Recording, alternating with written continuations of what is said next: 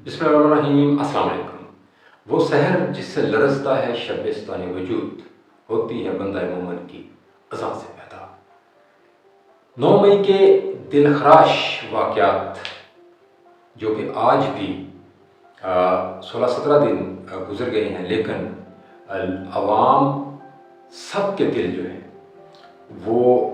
इन वाक़यात को देखकर आज भी खून के आंसू रोते हैं। और इन वाक़यात के बाद एक तरफ गिरफ्तारियों का सिलसिला जारी है, ट्रायल जारी है, और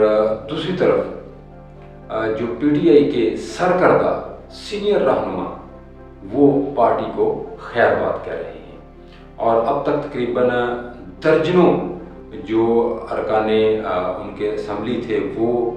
टिकट होल्डर वो पीटीआई को खैरबाद कह चुके हैं। तो इनमें जो सरकर्दा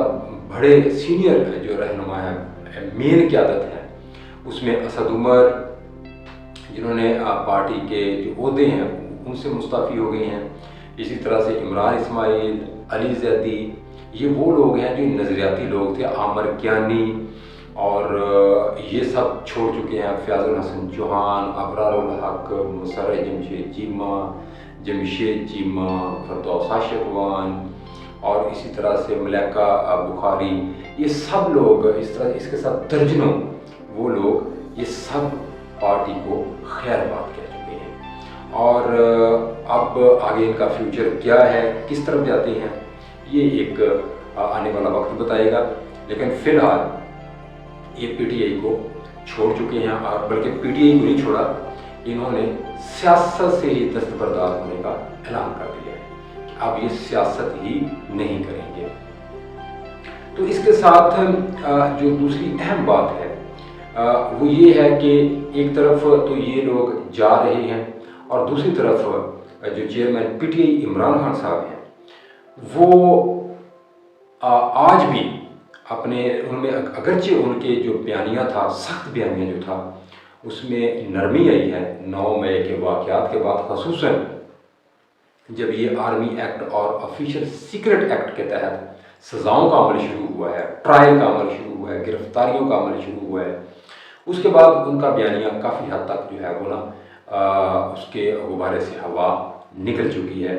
और अब जैसे ही रोज़ यौमिया कहता हूँ मैं, रोज़ की बुनियाद पे जैसे ही कोई भी पार्टी को छोड़ के जाता है, तो वो ऐसे ही है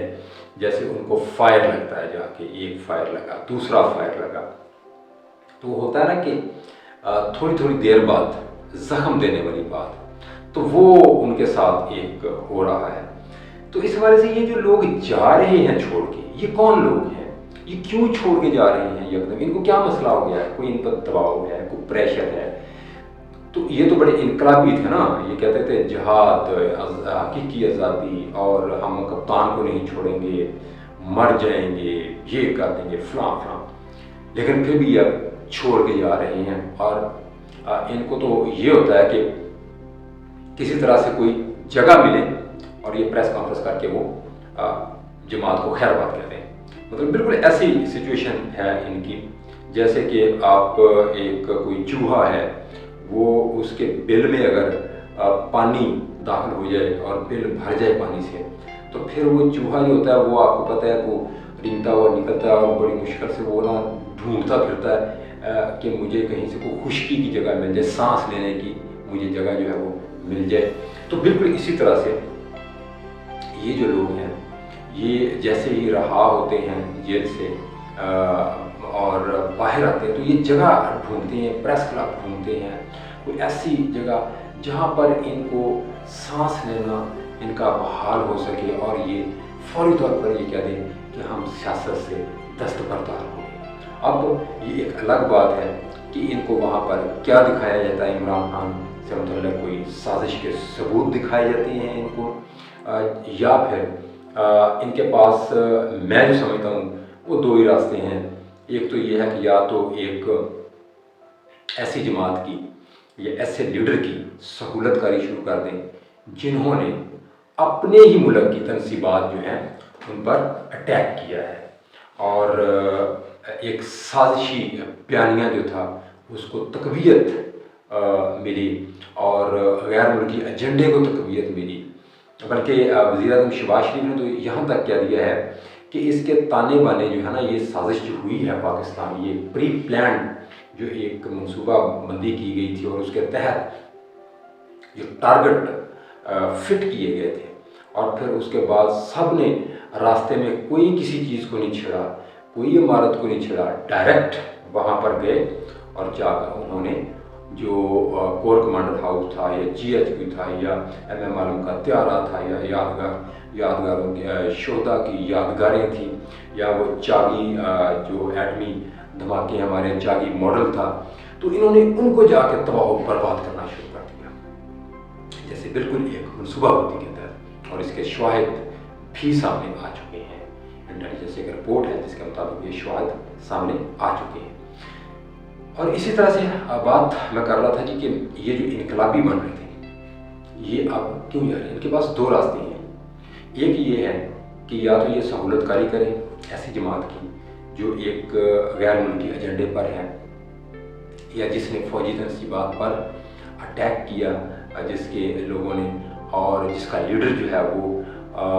اس طرح کی اس کی لہجہ ہوتا ہے، رویہ ہوتا ہے، یو ٹرن لیتا ہے، جھوٹ بولتا ہے، ڈرامے بازی کرتا ہے، تکبر ہے، اور پھر اس کے بعد وہ ایک سازشی پلان کرتا ہے، لوگوں کو ٹارگٹس دیتا ہے کہ آپ جا کے حملے کریں اور یہ کرنا ہے، جب اگر مجھے گرفتار کر لیا گیا تو یا تو یہ اس کی سہولت کاری شروع کر دیں اور یہ سزائیں اس کے لیے تیار ہو جائیں، یا پھر یہ اپنی سکون سے زندگی جو ہے وہ، اگر یہ ملوث نہیں ہے واقعات میں، تو یہ سائڈ پہ ہو جائے اور اپنی آگے والی زندگی میں بہتر ان کے لیے موقع پیدا ہو سکتے ہیں سیاست کے، تو پھر یہ آگے سیاست کر سکتے ہیں۔ ان کے پاس یہ راستہ ہے، یا پھر دوسرا راستہ ہے کہ یہ بلا وجہ جو ہے وہ سزائیں بھگتتے پھریں۔ تو اس لیے یہ باہر آتے ہیں اور باہر آ کر یہ پریس کانفرنس کر کے یہ سیاست سے یہ دستبردار ہونے کا اعلان کر رہے ہیں۔ اور اس کے ساتھ آج فیصل بوڑا صاحب جو کہ سابق اور سینئر سیاستدان ہیں، سابق وفاقی وزیر بھی ہیں اور سابق جو ہے وہ پی ٹی آئی کے رہنما تھے، ان کا یہ کہنا ہے کہ یہ جو لوگ چھوڑ کے آ رہے ہیں نا، یہ تین طرح کے لوگ ہیں۔ ایک وہ ہیں جن پر جو ملوث ہیں ان ایکٹیویٹیز اور وہ خود کو بچانا چاہتے ہیں، اور دوسری طرح کے لوگ وہ ہیں جو کہ اپنی کرپشن کو بچانا چاہتے ہیں، اور تیسرے لوگ وہ ہیں جو کہ عمران خان کی جگہ لینا چاہتے تھے لیکن وہ جگہ نہیں ملی، تو اب وہ ان کو پتہ چل گیا کہ یہ تو سارے معاملات جو ٹھپ ہو گئے ہیں، پارٹی کو بھی بین لگ سکتا ہے، حکومت لگ سکتی ہے، اور عمران خان تو نااہل اور سزائیں آپ کو پتہ ہے نو معافی اطلافی ٹرائل ہونا ہے، سخت ٹرائل ہونا ہے چاہے کوئی بھی ہے، تو اس لیے یہ بھی سائڈ لائن ہو رہے ہیں اور آگے مزید لوگ جو ہیں وہ پرواز بڑھنے کے لیے اور اڑنے کے لیے تیار بیٹھے ہوئے ہیں۔ اسی طرح سے عمران خان نے یہ ساری سچویشن جب دیکھی ہے تو اب عمران خان نے کیا کیا ہے؟ عمران خان نے اب یہ کیا ہے کہ مذاکرات کی آفر کر دی ہے۔ عمران خان کہتے ہیں کہ مذاکرات، انہوں نے بلکہ ایک کمیٹی بھی تشکیل دے دی ہے تاکہ وہ حکومت سے مذاکرات کرے، وہ طاقتور حلقے جو ہیں ان سے مذاکرات کرے۔ تو اب یہ مذاکرات کیوں؟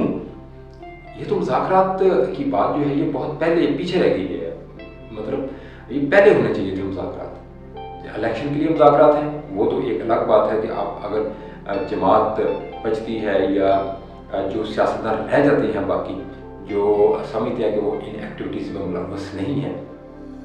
تو بالکل میرے خیال میں ہونے بھی چاہیے مذاکرات الیکشن سے پہلے۔ لیکن 9 مئی کے واقعات جو ہیں وہ ایک الگ واقعات ہیں، ان پہ تو بات نہیں ہو سکتی۔ اور بالکل اسی طرح سے وفاقی وزیر احسن اقبال صاحب کا کہنا ہے کہ یہ جو 9 مئی کے واقعات ہیں اس سے ہٹ کے حکومت پی ٹی آئی جو ہے اس کے ساتھ مذاکرات کے لیے کر سکتی ہے مذاکرات، لیکن اس سے پہلے ان کو معافی جو ہے نا قوم سے مانگنی ہوگی، ان واقعات سینٹرل قوم سے معافی مانگنی ہوگی، فوج سے معافی مانگنی ہوگی، اور پھر جو ہے اور خاص طور پر ان شہدا جن کی شہدا کی یادگار جلائی